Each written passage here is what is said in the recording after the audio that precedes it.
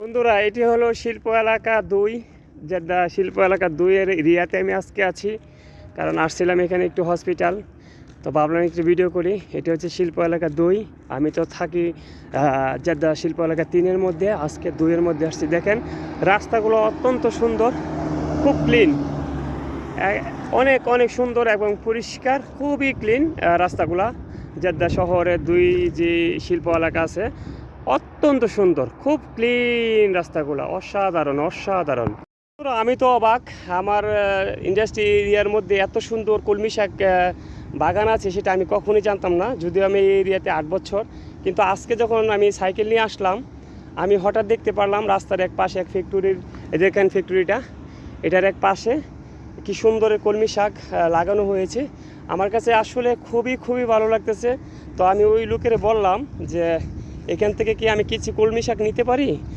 সে Indian, সে আমাকে বলতেছে যে বাহিরের সাইডে যে শাকগুলো আছে সেগুলা থেকে নিয়ে যাও, সমস্যা নাই, অনেক বড়। অথচ এই শাকগুলা কিন্তু আপনার বাজার থেকে কিনে আনতে হয়।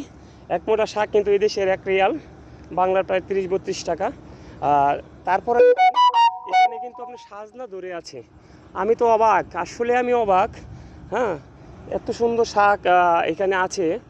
আসলে এলাকা না ঘুরলে বোঝা যায় না যে কোন এলাকায় কি আছে। দেখেন কি সুন্দর সাজনা, অথচ তারা কিন্তু এগুলো খাচ্ছে না। কত খাবে?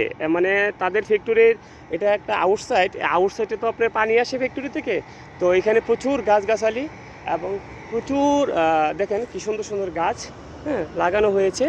এই যে দেখেন প্রচুর সাজনা ধরে আছে। হ্যাঁ, সেই সাজনাগুলো কিন্তু অত্যন্ত চমৎকার, হয়তো বিক্রি করে তারা। আমার এত সুন্দর তারা উৎপাদন করে রেখেছে, খুবই ভালো লাগে। ওই লোককে বললাম যে ভাই কিছু শাক নেওয়া যাবে কিনা, সে বলল যে হ্যাঁ কিছু নিয়ে যান। তো আমি কিছু শাক উঠাচ্ছি, দেখেন আমার খুবই পছন্দ লাগছে শাকগুলা, সেজন্য আমি অল্প করে কিছু উঠাচ্ছি, নিয়ে যাব সাথে। আসলে আমার কাছে এই কলমি শাকগুলো খুবই ভালো লাগে। আপনার চিংড়ি মাছ যদি দিয়ে ভাজি করি, খুবই খেতে খুব টেস্ট, খুব সুস্বাদু। আপনাদের কাছে কেমন লাগে সেটা আমি জানি না, তো আমার কাছে অত্যন্ত ভালো লাগে। তাই কিছু শাক আমি উঠাচ্ছি, সেগুলো নিয়ে যাব বাসায় ইনশাল্লাহ। যেহেতু ঈদের ছুটি, তাহলে একটু ভালো করে রান্না করতে পারবো। আর ঈদের মধ্যে তো এমনি তো আমরা প্রবাসীরা বেশিরভাগ মাংসই খেয়ে থাকি, মাংসটা আমাদের কাছে তেমন একটা ভালো লাগে না। সেজন্য কিছু শাক আমি উঠাচ্ছি নেওয়ার জন্য। তো বেচারা আমি একটা সাজনার ভিডিও করতে চাইছিলাম, সে দেয় নাই। সাজনা প্রচুর সাজনা ধরে আছে, তারপরেও আমি একটু তারে না দেখি একটু সাজনার ভিডিও করছি। অত্যন্ত সুন্দর সুন্দর সাজনা। তো দেখেন শাকগুলা কিন্তু খুবই সুন্দর। এগুলো হয়তো সে জানে না, মার্কেটে নিয়ে গেলে কিন্তু অনেক টাকা বিক্রি করতে পারতো।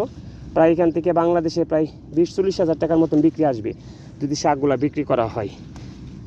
সত্যি কথা বলতে আমি আসলে এদিকে আসি নাই কখনো। এদিকে যত আমি ভিতরে যাচ্ছি ততই কিন্তু ফ্যাক্টরিগুলো কিন্তু অত্যন্ত সুন্দর, অত্যন্ত সুন্দর, বলার বাহিরে।